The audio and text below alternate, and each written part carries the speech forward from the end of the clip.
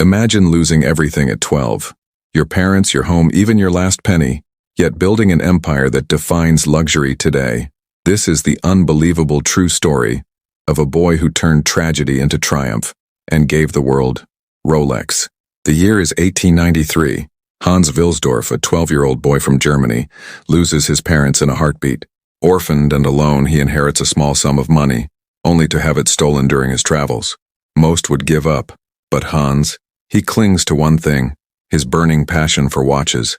That passion would soon spark a revolution. After his parents' death, his relatives sell off their business and ship him to a boarding school, leaving his future shrouded in darkness. At school, Hans meets a Swiss boy who opens his eyes to Switzerland's legendary watchmaking world. It's a light bulb moment, his calling.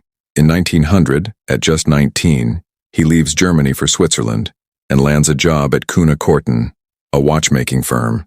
His task? Testing the accuracy of hundreds of watches daily. It's repetitive, but it fuels his obsession with perfection.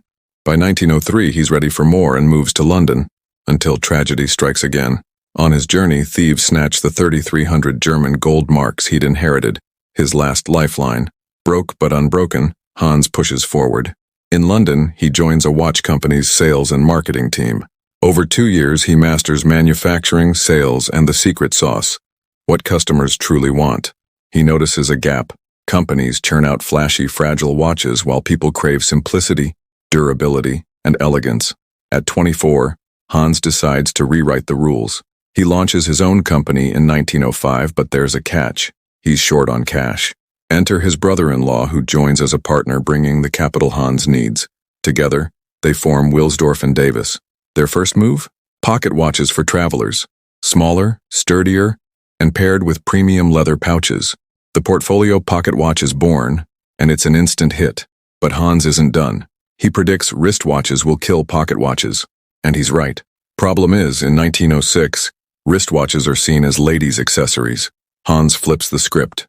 Spotting Britain's love for bracelets, he crafts gold and silver wristwatches that double as jewelry, calling them bracelet watches. They take off, shattering stereotypes. Hans wants a name that's short, universal, and fits perfectly on a dial. After testing over 100 combos, Rolex clicks. He trademarks it in 1908. Meanwhile, he's obsessed with accuracy.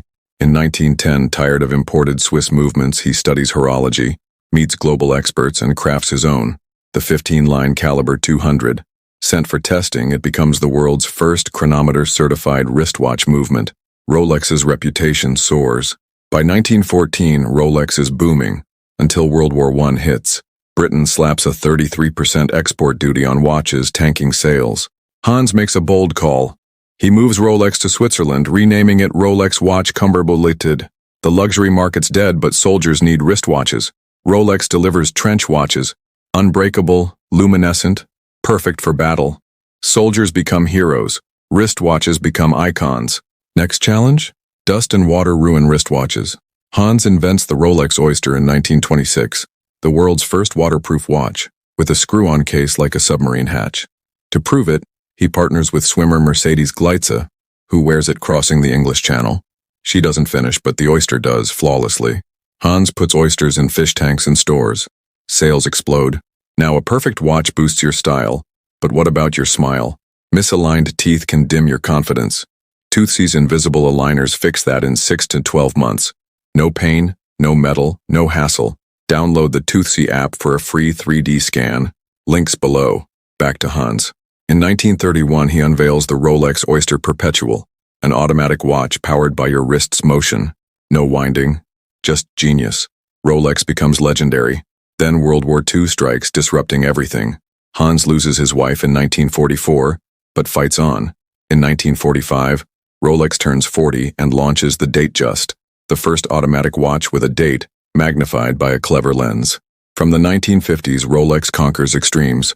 Explorer for mountaineers, GMT Master for pilots, Deep Sea Special for the ocean's depths. By 1960, Hans, 79, passes away, leaving Rolex as the king of watches. From orphan to icon, his story proves passion beats all odds. Loved this? Watch our next video and grab your free Toothsay scan. Links in the description.